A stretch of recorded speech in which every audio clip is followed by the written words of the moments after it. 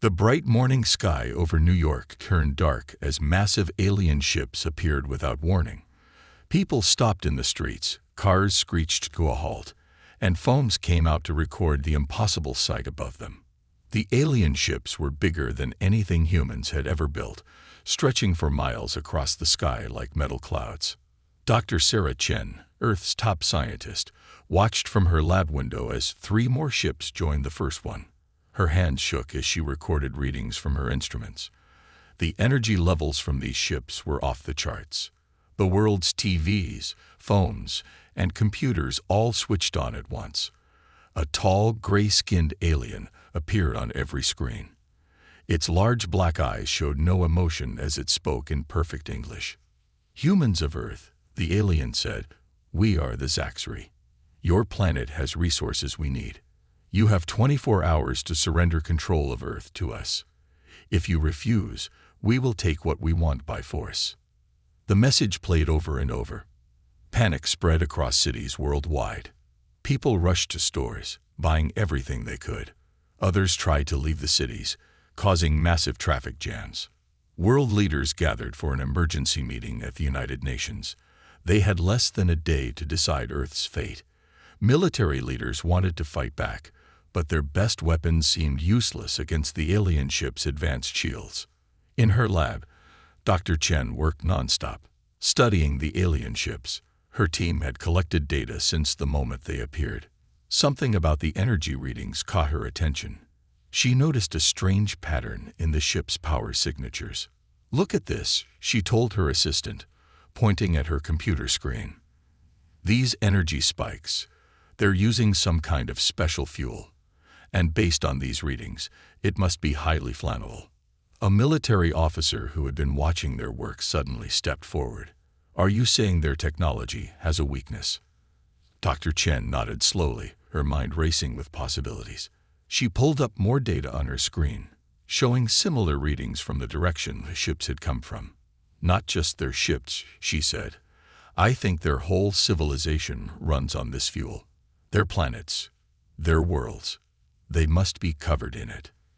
The officer grabbed his phone and called his superiors. Within minutes, the lab was filled with military and government officials. They all watched as Dr. Chen explained her discovery. "If we can reach their worlds," she said, "we might have a way to fight back. But we need something they don't expect us to have: the ability to reach their home planets." She walked to a corner of her lab and unveiled a large machine. "This is what I've been working on for the past 5 years. It's a teleportation device. We've never had a reason to test it at such long distances before, but now." The room fell silent. Everyone understood what this meant. Earth had found its first real hope against the alien threat, but they would need to work fast. As the sun set on that first day of alien contact, Dr. Chen and her team raced against time. The world leaders prepared their response to the aliens, and in secret labs across the globe, military scientists began designing special weapons that could ignite an entire world. The aliens had given Earth an ultimatum. Soon, they would learn that humans weren't as helpless as they thought. Earth was about to give them an ultimatum of their own, one that would make the mighty Zaxri tremble. The next morning, Dr. Chen's lab was full of activity. Scientists and military personnel rushed around the large teleportation device, running test after test. The machine hummed with power, its metal surface glowing blue in the dim light. "We need more power," Dr. Chen ordered, checking the readings on her tablet. "The alien worlds are farther than anything we've tried to reach before." In another part of the facility, weapons experts worked on something special. They called it the World Burner, a bomb designed to ignite the aliens' flammable fuel supplies. Its design was simple but deadly. Once activated, it would start a chain reaction that couldn't be stopped. The aliens hadn't attacked yet, but their ships still hung in the sky like dark threats. Every few hours, they repeated their message: surrender or face destruction. Colonel James Martinez walked into the lab, carrying new orders from High Command. "How soon can we send a team through?" he asked Dr. Chen. "We need at least 12 more hours," she replied, not looking up from her work. "But there's something else you should see." She led him to a separate room where a small test chamber held their latest discovery. Inside, a tiny amount of alien fuel glowed green. Dr. Chen pressed a button, and a small spark touched the fuel. The resulting explosion shook the entire room. "That was just one drop," she explained. "Imagine what our bombs could do to their fuel reserves." Suddenly, alarms blared throughout the facility. Everyone rushed to the windows. Above the city, one of the alien ships was moving. A bright beam shot down from it, completely destroying an empty military base 50 miles away. "They're showing us what they can do," Colonel Martinez said grimly. "But they don't know what we can do yet." Dr. Chen's team worked faster. The teleportation device was almost ready. They had matched its frequency to the alien fuel's unique energy signature, allowing them to target alien worlds directly. In a secure room nearby, the first strike team prepared for their mission. Elite soldiers from different countries trained together, learning to use special protective suits designed for alien environments. The aliens sent another message, but this time it was different. Their leader appeared on screens worldwide, looking angry. "We detect unusual energy readings from your planet. Stop your attempts at resistance, or we will destroy your major cities." Dr. Chen smiled as she heard the message. "They're worried," she told Colonel Martinez. "They know we found something." The colonel nodded. "Let them worry. Soon they'll learn that threatening Earth was their biggest mistake." As night fell again, the teleportation device powered up for its first full test. The room crackled with energy as Dr. Chen entered the coordinates of a distant target. "Beginning test sequence," she announced. The machine roared to life, creating a swirling portal of blue light. The whole room held their breath as they sent a probe through. Seconds later, the probe's camera activated, showing them their first look at an alien world and all its weaknesses. Earth's secret weapon was ready. The real fight was about to begin. The underground military base buzzed with energy as Strike Team Alpha prepared for humanity's most important mission. 20 soldiers from different countries had been chosen for their unique skills. Each one knew they might not come back, but the fate of Earth depended on them. Captain Sarah Rodriguez checked her gear one last time. Her protective suit was designed to work in alien atmospheres, colored dark gray to help them hide. Next to her, Lieutenant Wei Chen from China adjusted his weapon settings. Sergeant John Smith from Britain loaded the special world burner bombs into his backpack. "Remember," Dr. Chen's voice came through their helmet speakers, "your suits will protect you from the alien atmosphere for 48 hours. After that, the power cells will die." The soldiers stood in formation as Colonel Martinez walked in. His face was serious as he looked at each team member. "The aliens have started attacking smaller cities," he announced. "Tokyo was hit an hour ago. Millions are running from their homes. We don't have much time left." On the screens around them, news reports showed alien ships firing warning shots at major cities. The Zaxri were getting impatient with Earth's refusal to surrender. They didn't know about the surprise waiting for them. The team moved to the teleportation chamber. The massive machine hummed louder than ever, its blue lights pulsing with power. Dr. Chen worked at the control panel, entering coordinates for their target, the aliens' main fuel production facility. "Listen up," Captain Rodriguez addressed her team. "Our mission has 3 parts. Team 1 will plant the world burners at the main fuel storage tanks. Team 2 will gather intelligence about alien defenses. Team 3 will set up a remote teleporter for future missions. Stay in radio contact at all times." Suddenly, alarms blared through the facility. "Alien ships moving," someone shouted. On the monitors, 3 massive ships were positioning themselves over New York, London, and Beijing. "We need to go now," Colonel Martinez ordered. "The world is counting on you." The team moved into position around the teleporter. The machine's hum turned into a roar as Dr. Chen activated the final sequence. Blue energy crackled around them, forming a swirling portal. "Good luck," Dr. Chen said through their radios. And remember, you'll appear 2 miles from the facility. Use the cover of their strange forest to move in." Captain Rodriguez led the way. One by one, they stepped through the portal. The sensation was like being pulled apart and put back together in an instant. When they opened their eyes, they were standing on alien soil. The sky above them was deep purple, with 2 suns setting in the distance. Strange trees with blue leaves surrounded them, their branches moving even though there was no wind. The air outside their suits glowed slightly with traces of the flammable fuel that was everywhere on this world. "Check your equipment," Captain Rodriguez ordered. Everyone confirmed their suits and weapons were working. They began their movement toward the facility, using their suits' cloaking technology to stay hidden. Strange alien creatures scurried through the trees around them. In the distance, they could see the massive fuel facility, their target. But something was wrong. The facility looked different from their probe's images. There was more security, more guards, more weapons. "Captain," Lieutenant Chen whispered, checking his scanner. "I'm picking up unusual energy readings. They're not just processing fuel here." Sergeant Smith moved up beside them, his face visible through his helmet visor. "Look at those transport ships."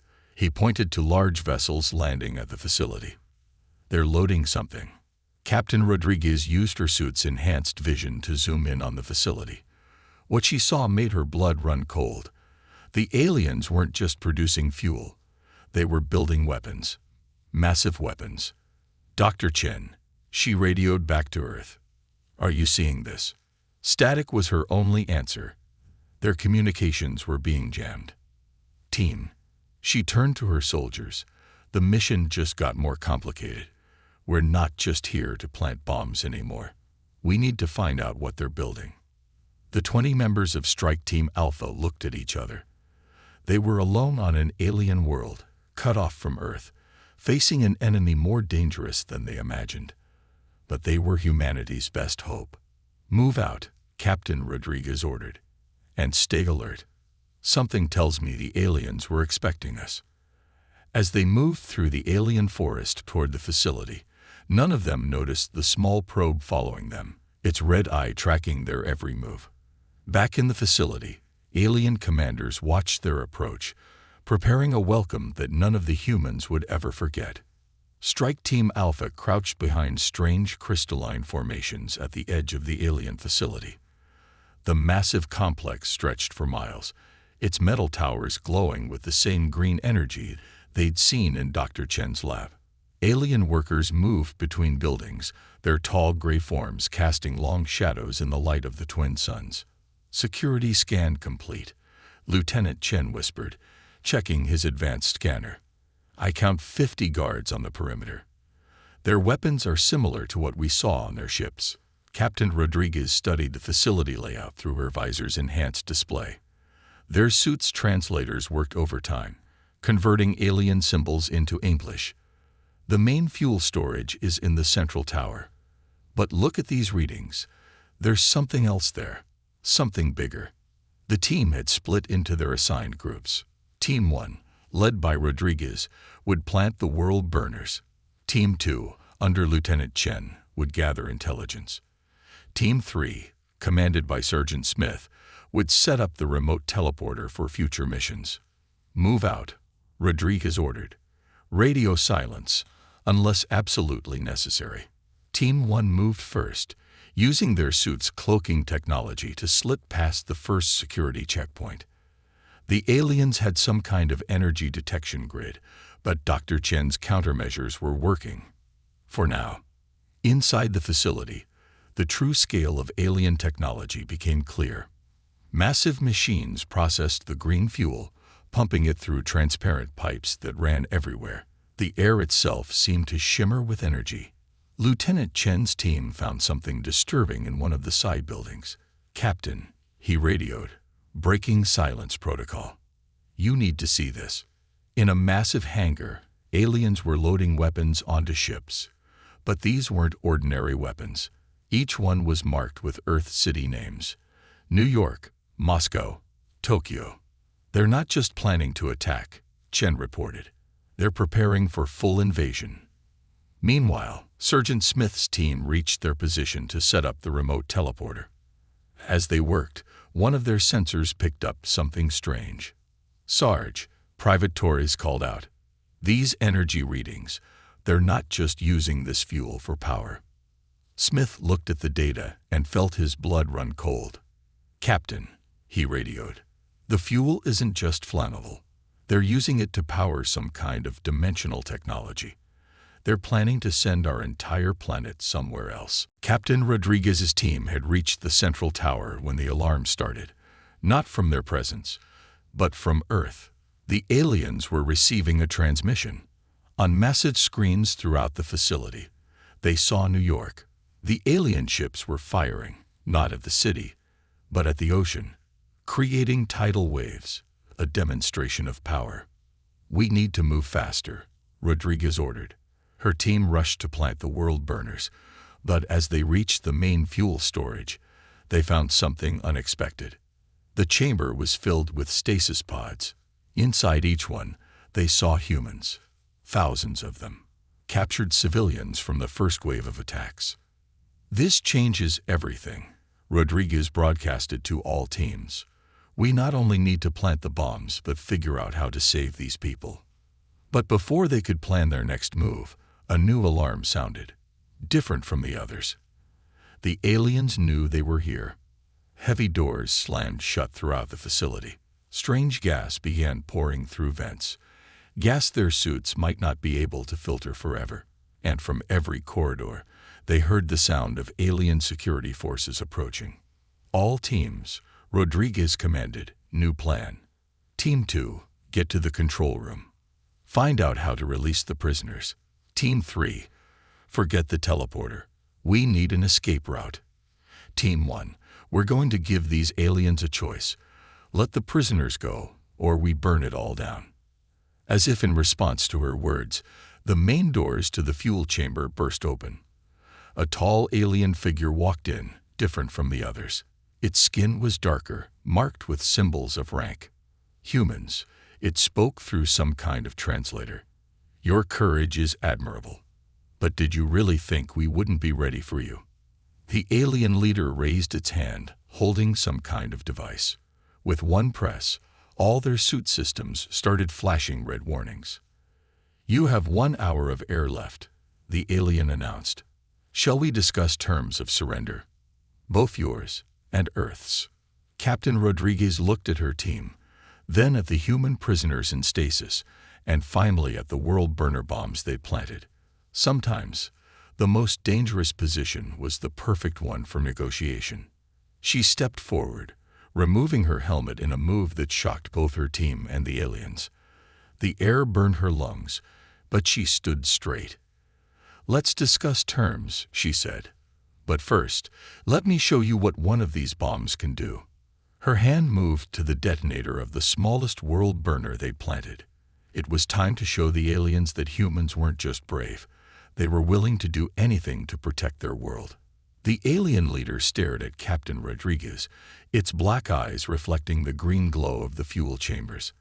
Her removed helmet sat at her feet, a clear statement of her willingness to risk everything.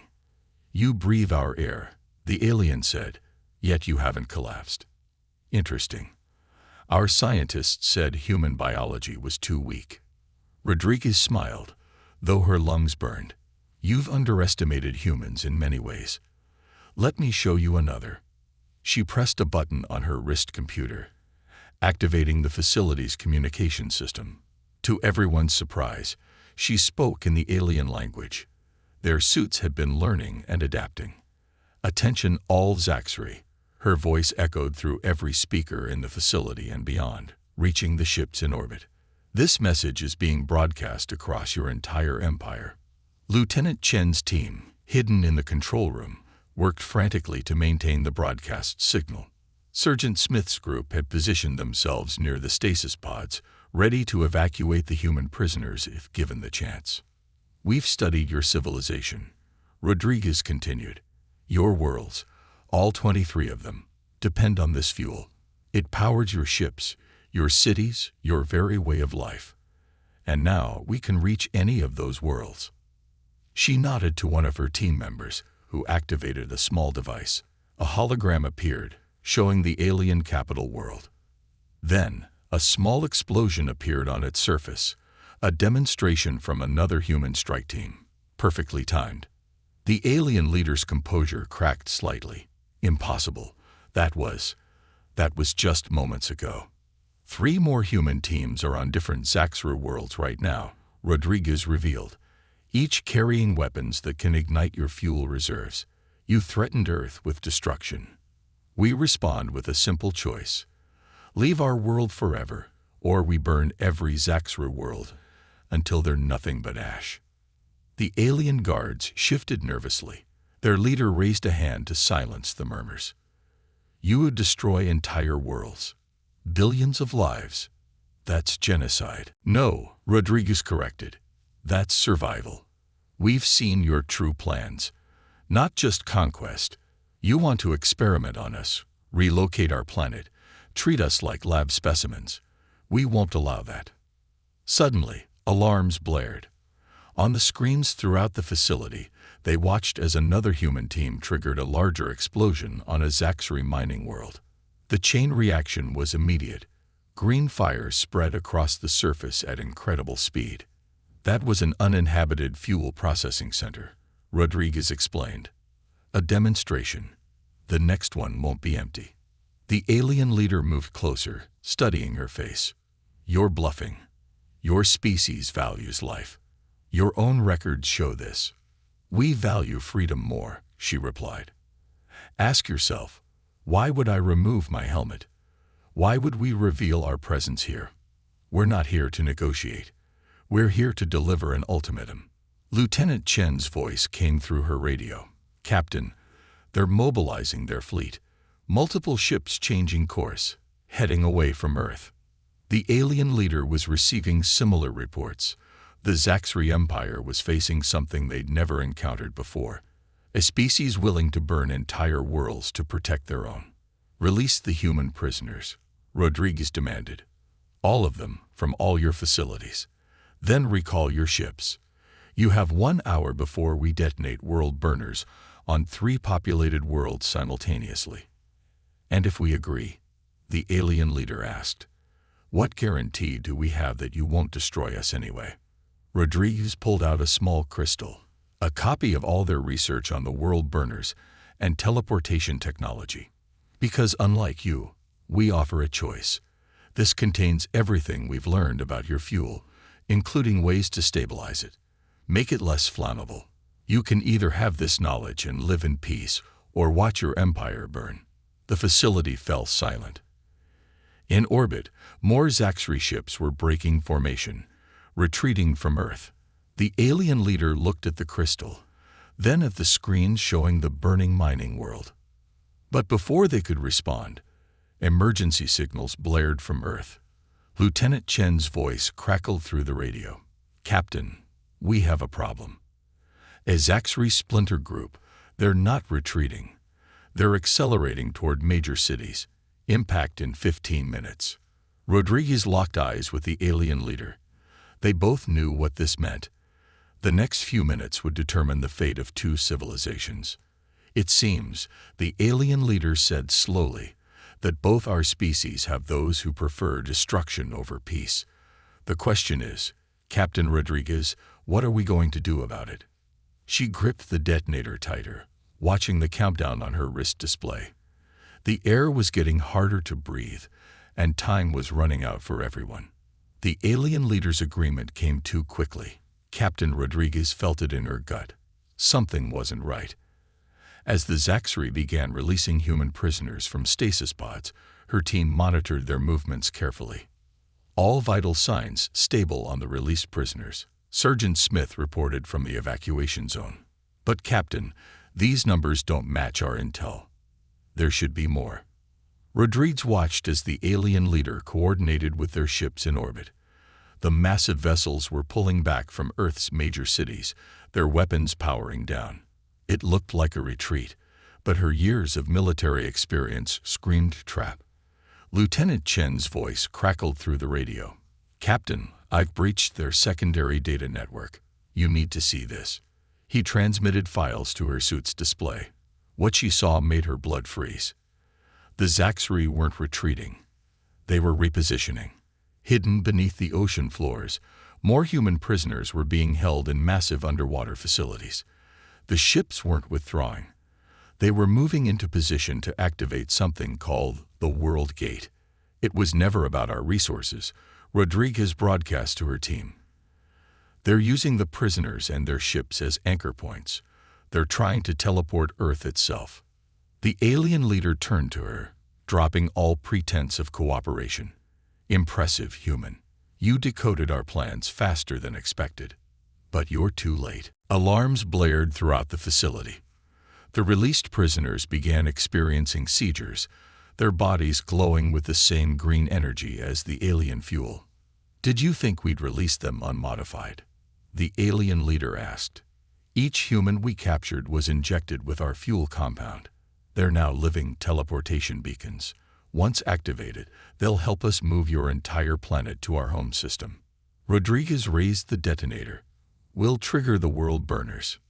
No, you won't, the alien replied calmly. Because in 30 seconds, every released prisoner will become a walking fuel bomb. Save them, or save your mission. Choose. The captain looked at her team, then at the suffering prisoners. The alien leader was right. They couldn't sacrifice innocent lives. She lowered the detonator. But what the aliens didn't know was that Strike Team Alpha had trained for exactly this kind of impossible situation. Rodriguez switched to a secure channel. Execute Protocol Omega. Across the facility, her team sprang into action. Team 1 began removing tracking devices from their suits, attaching them to alien fuel lines. Team 2, led by Chen, started uploading a virus into the facility's network, designed by Dr. Chen to target the aliens' teleportation systems. Sir, an alien guard rushed in. The humans. Their signatures are everywhere. We can't track their real locations. Rodriguez smiled through her burning lungs. You should have studied Earth's history better. Humans don't just fight wars with weapons. We fight them with deception. Sergeant Smith's voice came through. Prisoner treatment protocol activated. Dr. Chen's neutralizing agent is working. Vital signs stabilizing. The alien leader's composed facade cracked. Impossible. How did you? Those research files I offered you. Rodriguez cut in. They weren't just about fuel stabilization. While you were reading them, they were broadcasting a signal, disrupting your control over the prisoners. But their victory was short-lived. The facility rocked with explosions, not from their bombs, but from something else. The alien leader laughed. You're not the only ones who can deceive, it said. The World Gate doesn't need the prisoners anymore. We've found something better. Your planet's molten core. The process has already begun. Through the facility's windows, they watched as massive energy beams shot from the Zaxri ships, piercing Earth's oceans. The aliens' plan was working. They were going to teleport Earth whether humanity agreed or not. Rodriguez opened a channel to all teams. New mission. We have to stop that World Gate, whatever it takes. She turned to the alien leader, pulling out a hidden device. You know what this is? The alien's eyes widened. A quantum core detonator. You'll destroy this entire facility. No, Rodriguez corrected. I'm going to overload your teleportation network. The question is, are you ready to die for your empire's ambitions? The facility trembled as Earth's tectonic plates began responding to the alien technology. Time was running out for both species. The next few minutes would determine not just the fate of the mission, but the very location of Earth in the universe. The quantum core detonator in Captain Rodriguez's hand cast a pulsing blue light across the alien facility's control room. Earth trembled as the World Gate technology pulled at its core, while above, the sky filled with desperate battles. All teams, execute final protocols, Rodriguez ordered through her suit's comm system. We burn their worlds now. Across multiple Zaxra planets, hidden human strike teams emerged from cover. They'd been waiting for this signal, each positioned near critical fuel repositories. The world burners activated simultaneously, creating a spectacular chain reaction that lit up alien skies. Lieutenant Chen's voice crackled through the radio. "Captain, the virus is working. Their network is destabilizing, but..." He paused, checking readings. "The World Gate is drawing power from Earth's core. It's becoming self-sustaining." The alien leader watched in horror as reports flooded in. 3 major Zaxxor worlds were already burning, their atmospheres igniting as the flammable fuel caught fire. Green flames spread across continents, visible from space. "Stop this madness," the alien commander demanded. "You'll destroy everything." Rodriguez stood firm despite her burning lungs. The alien atmosphere was taking its toll, but she couldn't show weakness. "Shut down the World Gate. This ends now." On her tactical display, she watched as Sergeant Smith's team fought their way through the facility's lower levels. They were heading for the main power core, planning to overload it and disrupt the World Gate's energy supply. "Multiple quantum signatures detected," Chen reported. "They're trying to teleport in reinforcements." The facility shook violently as space itself seemed to tear open.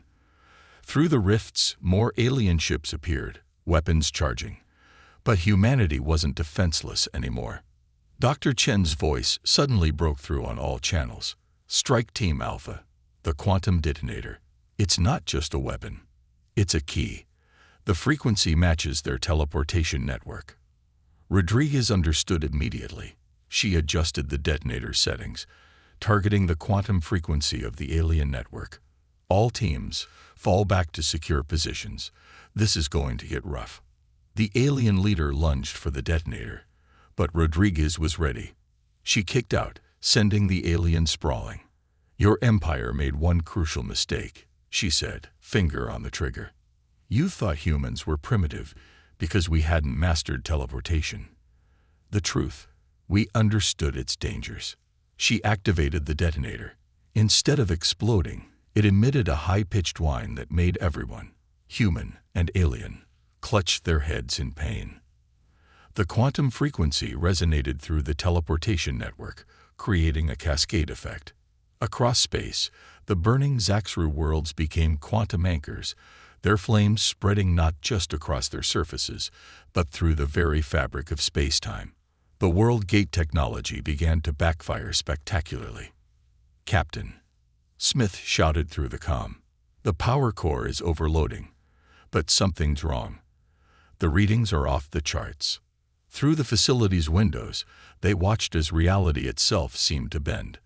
The World Gate, designed to teleport Earth, was instead creating a quantum feedback loop. Every burning Zaxxor world became a point of destructive resonance. The alien leader staggered to its feet, black eyes wide with understanding. "What have you done?" "The network. It's not just failing. It's collapsing," Rodriguez finished. "But not Earth. Just your teleportation network. Every world you've linked together, every quantum bridge you've built. It's all coming down." Emergency alarms blared throughout the facility as the quantum cascade accelerated. The alien ships above Earth began disappearing, not by choice, but pulled back through their failing network. The World Gate's grip on Earth's core weakened, then shattered. "All teams, prepare for emergency extraction," Rodriguez commanded. "Dr. Chen, get that teleporter online. We're coming home." But as her teams rushed to evacuation points, Rodriguez saw something in the alien leader's posture change. It wasn't fear anymore, it was determination. "If our empire burns," the alien commander said, reaching for a hidden control panel, "we're taking you with us." The facility's self-destruct sequence activated, and with it, a final desperate gambit that would test humanity's resolve one last time.